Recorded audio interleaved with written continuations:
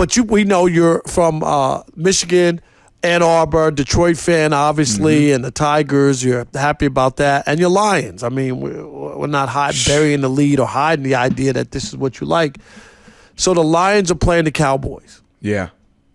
Excited about this. What's your first thought when you first think? Do you know, as a Lions fan or somebody who follows that team closely, and you know I covered the Lions for 20 years in Detroit. You sure did. Went to every single game, home and road for 20 years. I watched everybody's career. Calvin Johnson, Matt Stafford. You know what I mean? All those games when Matt Millen was the GM and they lost 27 straight road games twice.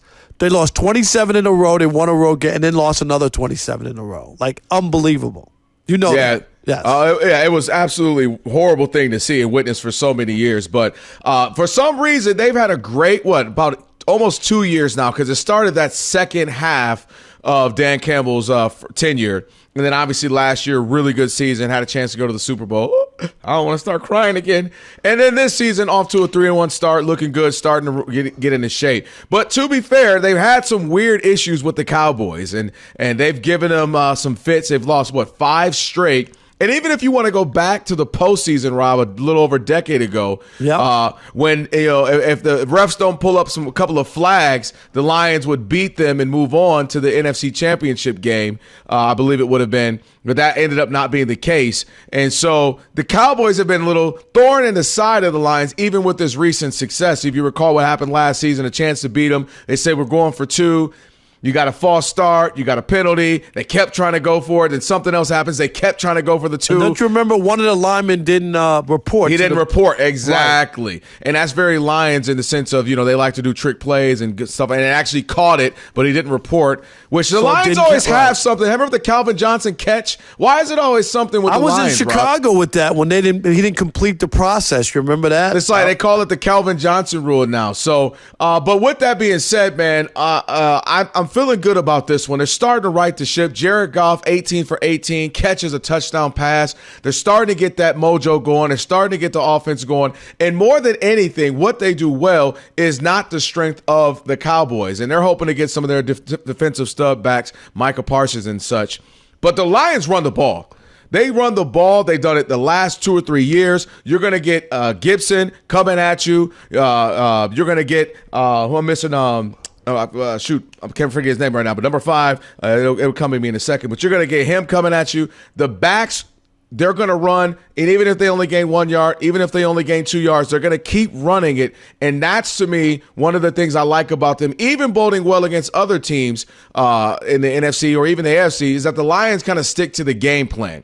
So I think the Cowboys struggling on the run, they're going to have a long, long day trying to stop that dual backfield for the Lions. And I'm looking forward to seeing that. And then all of a sudden they get the play action, and that's when Jared Goff starts to thrive. How big is this for the Lions? I get it. They've had success. They went to the NFC Championship game. The Cowboys haven't been to an NFC Championship game in 30 years.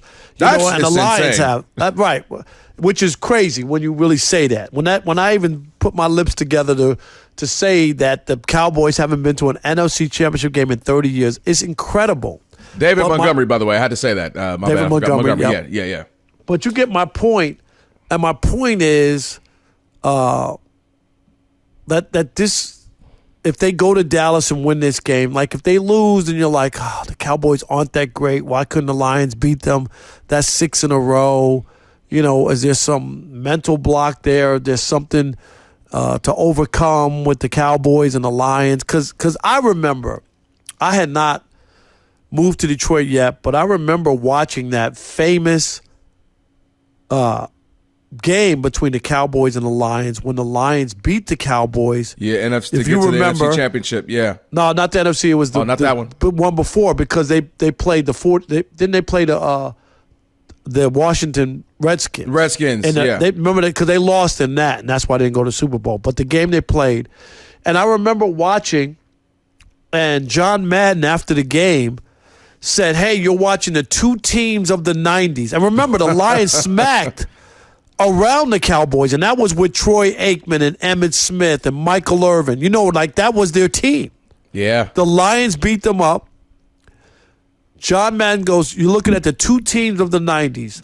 The Lions and the Cowboys, you're going to hear more from these two teams over the next decade. That's what he said. So what you're saying is, one team went to be a dynasty and went 3 out of 4, and one never went to the Super Bowl. How is that? What you're saying is the Madden curse is real.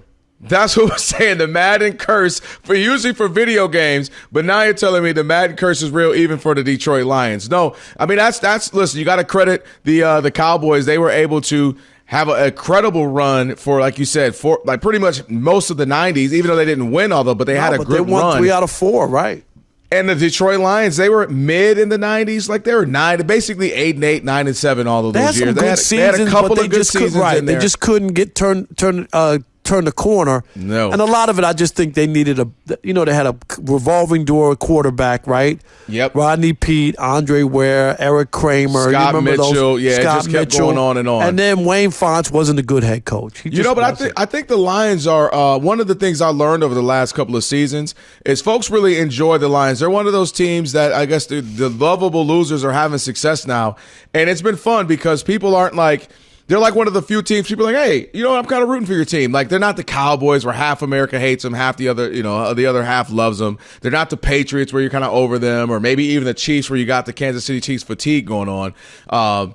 The Lions right now, because they haven't won it yet, people are like, oh, man, they really like the Lions. And so they got a chance to go in there, mess around, and say, hey, we're America's favorite team, okay? We're America's team, Cowboys. Get out the way. Y'all ain't did nothing with it for 30 years. We'll go ahead and take this moniker and go in there and beat them, get 4-1, become 4-1 on the season. And then all of a sudden you start to look at Minnesota and you say, all right, Minnesota, you're having a good season, but you haven't played us yet. And then that game going against the Vikings will be huge, kind of like we've talked about with the Jets taking on the Bills, where, hey, at the end of the day, you got a chance to still take the lead in the division. So if you're the Lions, you go in there, you take care of business, you continue to run that ball, and I think you got a chance to go ahead and be up 4-1. I don't buy the Cowboys. I still don't think they know what they are. I'm not overly excited about their offense as well, minus CeeDee Lamb. Okay, and this is what I'm glad you say this, because if the Lions come in and the Cowboys beat them, would that say anything to you about the Lions? Because I'm with you on the Cowboys. Their defense hasn't been great. I know they're going to get a couple of their players back, right? Mike Parsons playing? Yep. Yep. And they did beat Pittsburgh on the road. Remember, Pittsburgh started 3-0, and they were down, and they needed a touchdown on fourth down to win the game. Yeah, that's a quality win on the road with 3 turnovers. Usually you turn the ball over 3 times, you're not winning, right? So they won that game. So I don't think that much of the Cowboys either, but if the Lions don't beat them, I'm not saying the season's over or whatever. What would that say to you? Would that say anything? Well, I think the thing that I would say, also going to matter how they lose. If they lose in the fourth quarter, 3-4 minutes left, and they make some bad plays and not a good timeout, or they should have kicked the field goal, but they chose to go for it, then you know where I'm going with this, Rob. I'm going to start having issues with Dan Campbell. Like, hey, man, what is it about this that you're starting to get your Kyle Shanahan on, where the game should be won by you and your team, but for whatever reasons, you keep fumbling the bag, as the kid says. At the end. Yeah, so if they just lose a good, solid game, and the Cowboys show up more or less, and it's like, all right, they lost another one. It's okay. Maybe the Cowboys aren't as bad as we thought.